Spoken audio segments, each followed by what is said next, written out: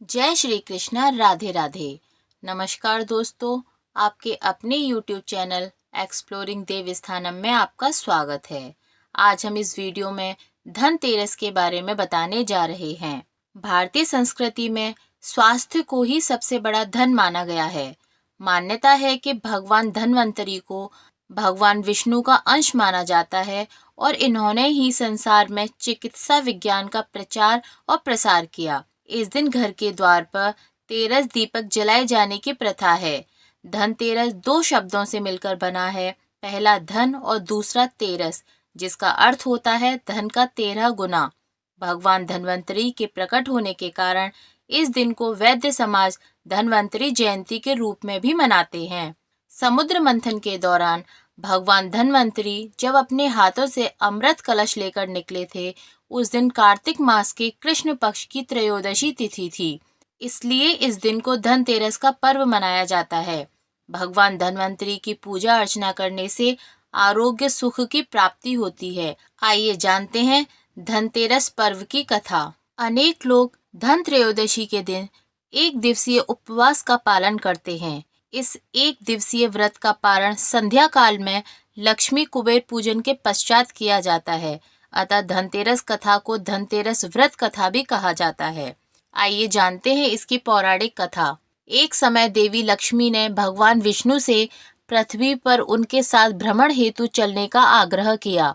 भगवान विष्णु ने देवी लक्ष्मी के आग्रह को स्वीकार कर लिया, किंतु उन्होंने देवी लक्ष्मी से यह वचन देने का आग्रह किया कि वह पृथ्वी लोक की माया के प्रलोभन में नहीं आएंगी तथा दक्षिण दिशा की ओर दृष्टि नहीं डालेंगी। देवी लक्ष्मी ने भगवान विष्णु को उनकी कथा अनुसार वचन दे दिया। भगवान विष्णु एवं देवी लक्ष्मी के पृथ्वी लोक पर भ्रमण के समय अपने चंचल स्वभाव के कारण देवी लक्ष्मी के मन में दक्षिण दिशा की ओर चलने की जिज्ञासा हुई। अंततः देवी लक्ष्मी ने अपने वचन को भंग कर दिया और वह दक्षिण दिशा की ओर प्रस्थान करने लगी।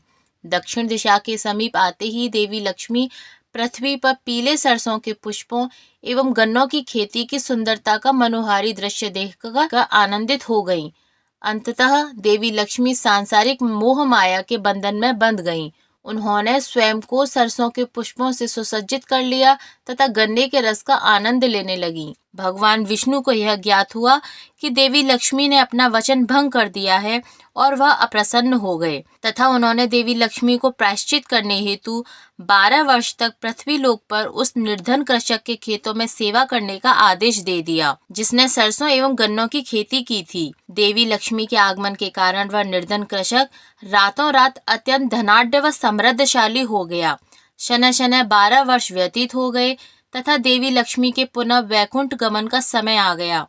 जब भगवान विष्णु एक साधारण मनुष्य के वेश में देवी लक्ष्मी को लेने आए तो कृषक ने देवी को मुक्त करने से मना कर दिया।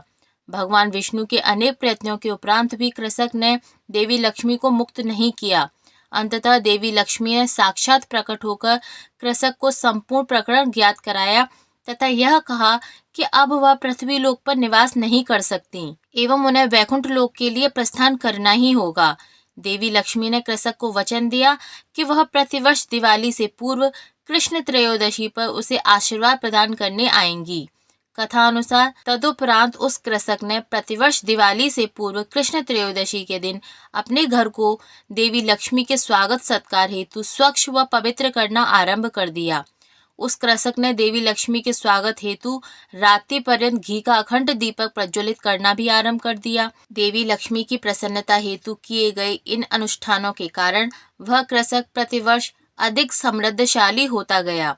जब अन्य व्यक्तियों को यह प्रकरण ज्ञात हुआ तो उन्होंने भी दिवाली से पूर्व कृष्ण त्रयोदशी के दिन देवी लक्ष्मी का पूजन करना आरंभ कर दिया। इस प्रकार भक्तों द्वारा धनतेरस अथवा धन त्रयोदशी के दिन कुबेर जी के साथ देवी लक्ष्मी के पूजन की परंपरा प्रारंभ हो गई। हे लक्ष्मी माता, जिस प्रकार आपने कृषक के घर में आगमन किया, उसी प्रकार आपकी कथा सुनने वाले, कहने वाले व हुंकार भरने वाले सभी के घर में आगमन करिए। बोलिए विष्णु प्रिया माँ लक्ष्मी जी की जय।